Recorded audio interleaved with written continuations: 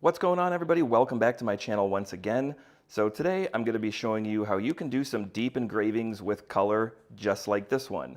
Now for this I will be using the Monport GA100 fiber laser, so if you have this model or one very similar, be sure to follow along on all the steps on how to create this. Now the beauty of this is that you don't need to do any post-processing or cleanup afterwards. This is how it comes right off of the laser, so there's no cleanup, no wire brushing or anything like that. All I did was just take a rag right afterwards just to wipe off all the little residue that may accumulate onto it. But let's jump right in, let's head over to the computer, and let's get started. Alright, so here we are over inside of Lightburn, and I'll try and keep this as easy as possible so you guys can all follow along, but let's just get started and jump right into this. So first, let's just go up into File and we'll create New, and we'll just start from scratch so we have a fresh project to work on.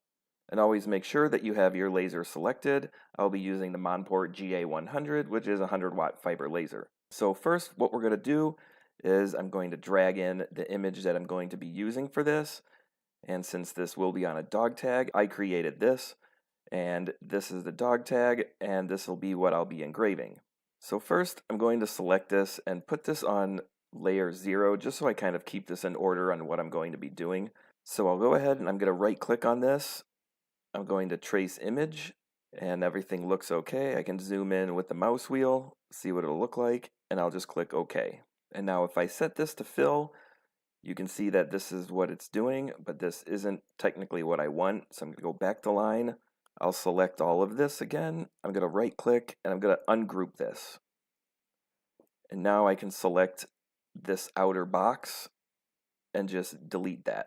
So now if I go into fill, I can see that this is what it's going to be filling, but this is technically not right either. So I'll go back into line and I'll delete this outer one since that's the full dog tag, and this is technically all that I want. And now if I go into fill, you can see that this is what I'm actually looking for. All this black will be engraved, and anything that's white or transparent isn't going to be cut at all. So now what I want to do is I want to duplicate this a few times. That way I have all the layers that I will be using when I'm cutting, doing the cleaning passes, doing the polishing passes, and things like that. So make sure everything's selected. I'll right click and you can click duplicate or Control D on the keyboard if you want to do it that way, but I won't be using any shortcuts in this just so you can all easily follow along. So again, I'll click on duplicate and I'll set this to layer 1. And now I'm just going to hide this in the meantime. I'll set this to fill as well. And I'm going to do the same exact thing again. Make sure it's all highlighted. Duplicate. And now I'll set it to layer 2. I'm just going to hide this one. I'll go back to fill. I'm going to do it again. I'll right click, click duplicate. Now I'll set it that one to 3. And I'll duplicate this one more time. And I'll set this to 4. So now I have 1, 2, 3, 4, 5 layers that I'll be needing to get this all set up. And as you can see, if I hide one, show the other ones, they're all exactly the same, and they're all in the same spot. Now if at any time you do need to move these around, you can just show every single one of these, take them, move them around, and now if you hide one, it's still in the same spot and they won't be moved. But I'm going to put that right back into the center. Again, select all of them, click on P on the keyboard, and that will bring them all back into the middle.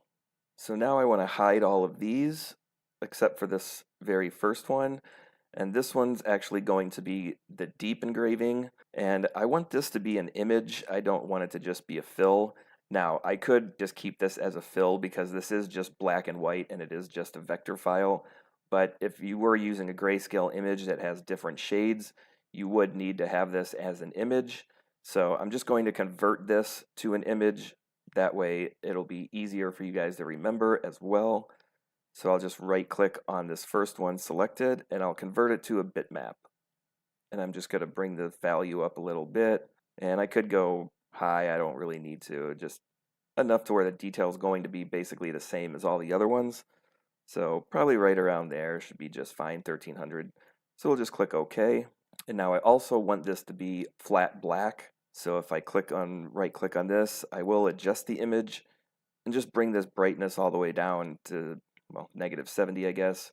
but that makes it all black. And now I can click OK. And now here you can see that this is just an image and not in a fill or line mode. So I'll bring this back up to the top, and I'll set this back to 0, 0 again. Moved it back down. And now we have 0, 1, 2, 3, 4. So now most of these are basically finished for what I'm going to need. So if I hide this one, when I do a cleaning pass, it's going to be using the same image, but I will just be using a fill, as I'm just going to go a cleaning pass over this. So that one I can leave the same. The next one's going to be a polishing pass, which is again the same, and so I don't need to adjust anything on here. But now we have to come into the colors. So I'm going to adjust this for temporarily and just click on line. And I don't want it to do the background this time. I just want to do the actual cross itself and this line that goes around it.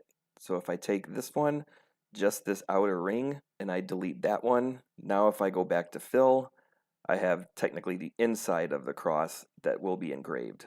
So if I show another layer, you can see now it's no longer white or filled in since it was transparent before. So this one I would do bluish color, so I'll put a blue on top of this once it's deep engraved. And this last one will be another color, but it will be doing like a goldish background. So I'm going to leave this exactly how it is as well. So now I can go into my media library, and for this first one, I'm just going to rename this, and I'll just rename this Deep for deep engraving. I'll click OK. I'll move this over a little bit so you can see it. The second one's going to be a cleaning pass, so I'll just type clean. This third one's going to be a polishing pass, so I'll just name this polish. No, not Polish, I just capitalized it. And this next one for the actual cross, this is going to be blue. And then for this final color, this is going to be like a goldish, so I'll just type in gold for this one. And this way I know exactly what's going on. I'll run this one first, this one second, third, fourth, and I'll run that one last. And now for the settings, I do already have these all in my material library. So all I have to do is click on one of them, since this will be the image, make sure it's selected, and I'll just click Assign. I can come down to the next one. This one will be the cleaning pass, so I'll click on Clean, and I'll click Assign. The next one after this will be the polishing pass, so I'll click on Polish, and I'll click Assign. After that, I'll be doing the blue, so I can come down under Colors, I'll click on Blue, and the last one will be the gold pass, so I'll click on Gold, and assign that one as well. So now I have all these all set up, and they're all set to output. I'm not going to do it like that. I'm just going to turn off all of these while I run it. But I'll actually show you what's going on first, so I'll go through each of these settings as well, so you can follow along since you won't have my material library. So this first one, which is the deep engraving, this is going to be the image, which is 3D slice, so make sure you're on 3D slice mode. As for the speed, I'm running this at 2000 millimeters per second.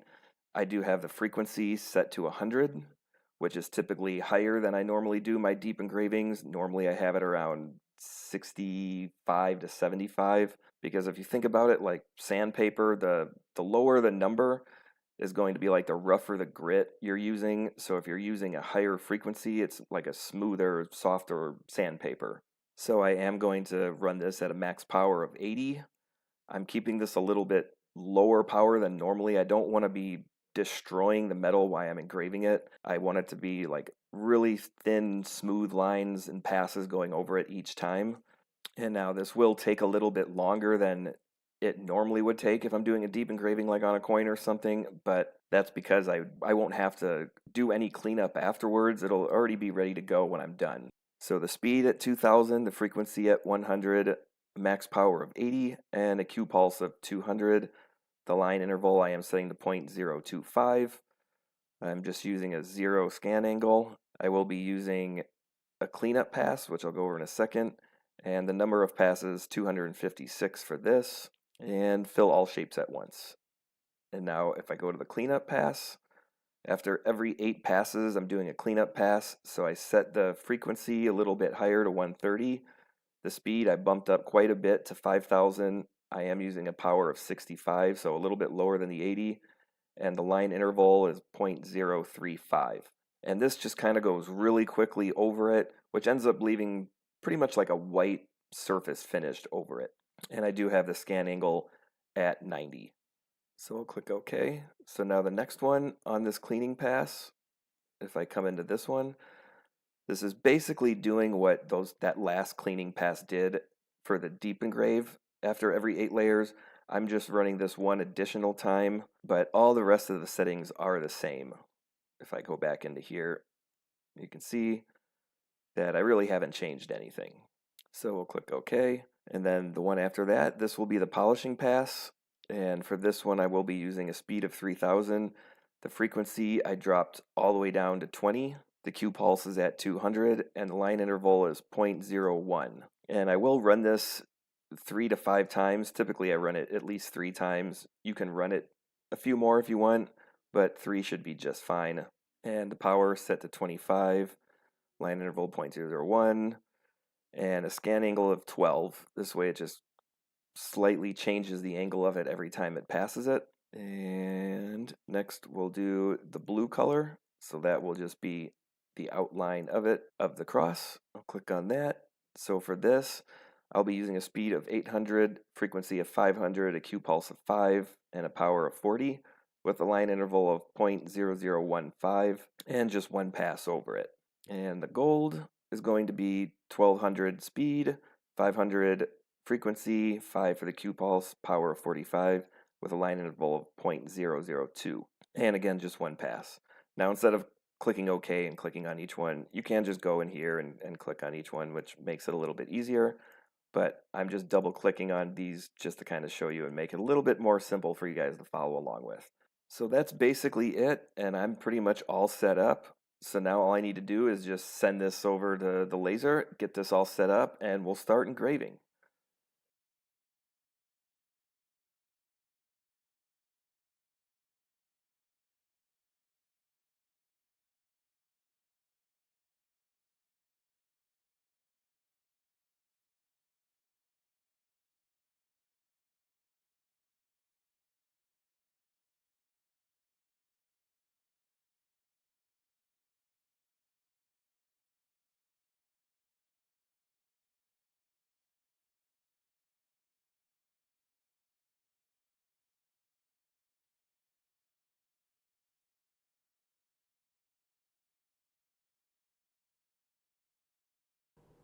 So now that it's all finished, here is how it turns out.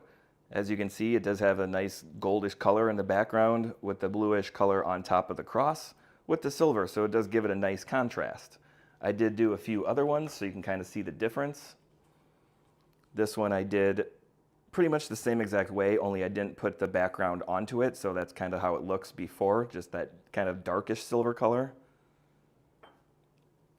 I went ahead and did this one with my dog's name with a little bone inside of the bone.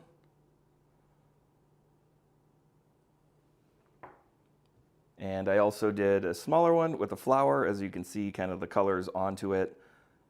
And that's how it turns out. So again, there's no post-processing whatsoever. Right off of the laser, that's exactly how it comes out. I just wiped it down with a rag, and that was it.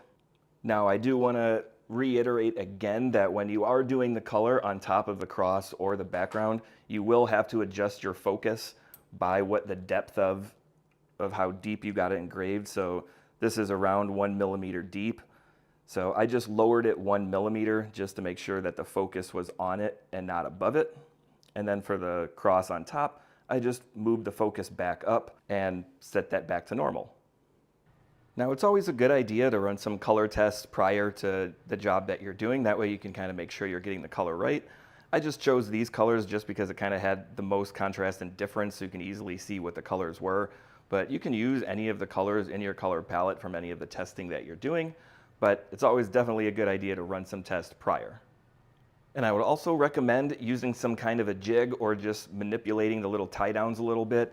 That way you can easily put the piece in place. And if you do need to move it or do any cleanup, if you'd like to prior to doing the colors afterwards, you can easily put it right back into place. And that way you're not worried about trying to get it exactly centered or anything like that. So definitely make some kind of a jig or just manipulate the pieces to where it actually will slide right into place and you won't have to move it.